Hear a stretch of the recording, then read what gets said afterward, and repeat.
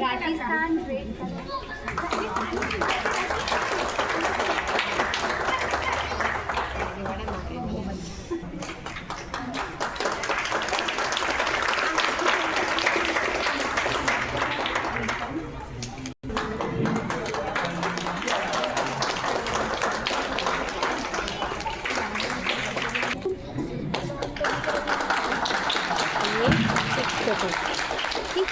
इसको दबाओगी तो एक फोटो खींचा जाएगा।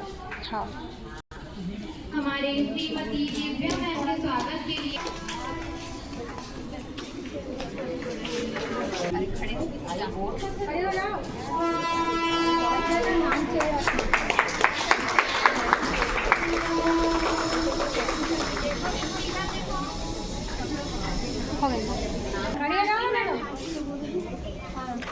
इधर देखना।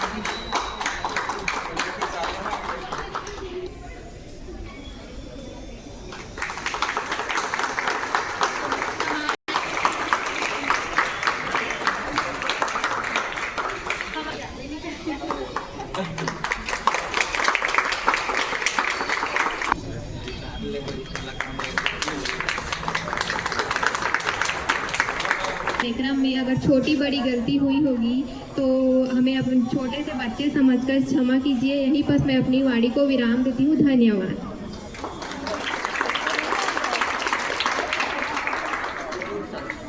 हमारे श्री कुनूर सर से आग्रह करती हूँ कि वे आए और हमें 2 शब्द बोलकर अनुग्रहित करें। आइए चलिए।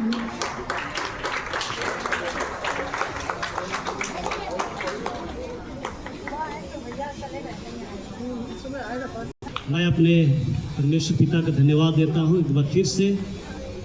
2025 में हम सब शिक्षक शिक्षिकाओं का आपने सम्मान दिया, इसके लिए हम सब आपका धन्यवाद देते हैं।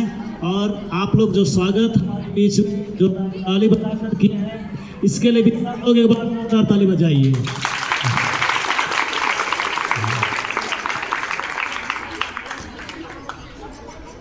ये हमारे लिए बहुमूल्य अवसर है, समय है। हम प्रतिवर्ष की भांति इस वर्ष भी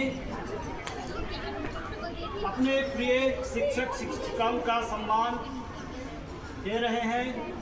ये रीति रिवाज और परंपराएं हमारे विद्यार्थीगण बनाए रखे हैं, इसके लिए हम धन्यवाद देते हैं। और आप सभी ने हम सबको आमंत्रित किए कि यहाँ हम इस कार्यक्रम में उपस्थित हो सके। और इसी के साथ ही साथ उन सभी वरिष्ठ और हमारे बीच में नहीं है उन शिक्षक शिक्षिकाओं का भी हम धन्यवाद देते हैं जो इस विद्यालय के विकास के लिए, इस विद्यालय का उद्देश्य जो हमारे बीच में बड़ी मैडम श्रीमती एस.आर. प्रकाश के द्वारा नींव रखी गई है, और जो लक्ष्य जो उद्देश्य है उसको यहाँ तक उन्होंने पहुँचाया और आज हमारे बीच में उपस्थित है और भले चंगे हैं। सदूत प्रियो, आज हमारे लिए हर्ष का विषय है कि हम अपने देश में, जैसा बड़ी मैडम ने संक्षिप्त बातों के द्वारा शिक्षक दिवस के उपलक्ष्य में बातें बताई, प्रतिवर्ष उन बातों को हम सुनते हैं और सुनाते आ रहे हैं। परंतु हमारे जीवन में कुछ परिवर्तन की आवश्यकता है और हमें परिवर्तन होने और उसमें आगे बढ़ने की आवश्यकता है, क्योंकि हम लोग हमेशा भाषण सुनते हैं, एक कान से सुनते हैं और दूसरे कान से निकाल देते हैं। हमारे लिए आवश्यक है कि जो वाक्य हम सुनते हैं उसका पालन करें। शिक्षक दिवस के उपलक्ष्य में आज बहुत सारे अच्छे व्याख्यान और उसका उद्देश्य, उसका महत्व को समझाया जा रहा है हमारे पूरे देश में।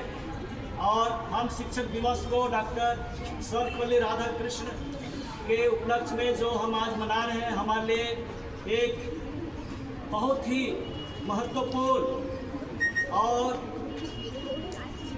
एक ऐसा अनमोल अवसर है जिसने हमारे देश के शिक्षकों का सम्मान करने के लिए, अपने जन्मदिन को मनाने के लिए जब उनके प्रिय लोगों ने कहा तो उन्होंने कहा कि आप मेरे इस जन्मदिन को शिक्षक दिवस के रूप में मनाओगे तब मैं सहमत हूँ। और इस प्रकार से उन्होंने हमारे देश के विकास में सहयोग देने वाले छोटे नन्हे मुन्ने बच्चों के द्वारा, जो हमारे भविष्य के नींव हैं, हमारे भविष्य हैं, उनके निर्माण के लिए बहुत प्रयास किए, बहुत मेहनत किए और वो अपने पद में रहते हुए उन्होंने बच्चों के लिए और हमारे देश के नागरिकों के भविष्य के लिए जो सोच सामने रखा है आज हमारे सामने है।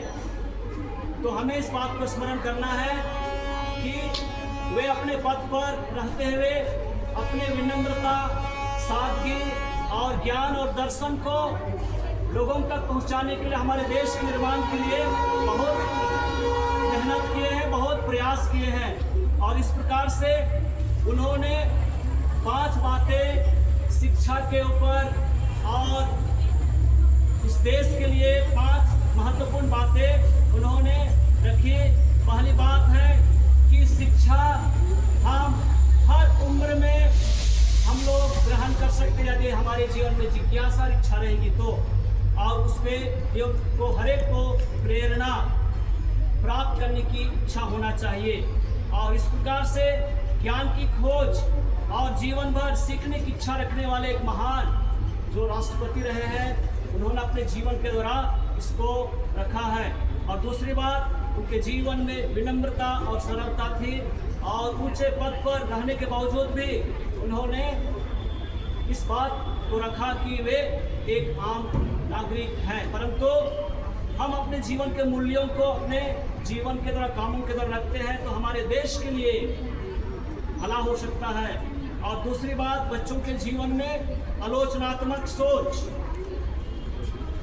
सही गलत की बातों को सही मार्ग में, सत्य मार्ग में चलने के लिए, सही निष्कर्ष तक पहुंचाने के लिए हमको शिक्षा देने की जरूरत है। और चौथी बात है सार्वभौमिकता, अर्थात देश के सभी लोगों से वे समान प्रेम, भाईचारे और सभी लोगों के बीच में सभी समानता की बातों को रखें। और पांचवी बात है चरित्र निर्माण। चरित्र निर्माण में हम देखते हैं नैतिकता, जैसे बड़ी मैडम ने कही कि यदि हम लोग आज शिक्षक दिवस मना रहे हैं, सुन रहे हैं, परंतु उसका आचरण नहीं कर रहे हैं तो हमारे लिए 365 दिन में एक दिन यदि हम लोग शिक्षक दिवस मना करके सम्मान दे रहे हैं तो व्यर्थ है। इसलिए हम किस बातों को विशेष ध्यान देना है कि हम जिन शिक्षकों की तरह शिक्षा ग्रहण कर रहे हैं वो चरितार्थ होना चाहिए। मैं इतना कहकर वाणी में विराम देना चाहता हूँ। धन्यवाद।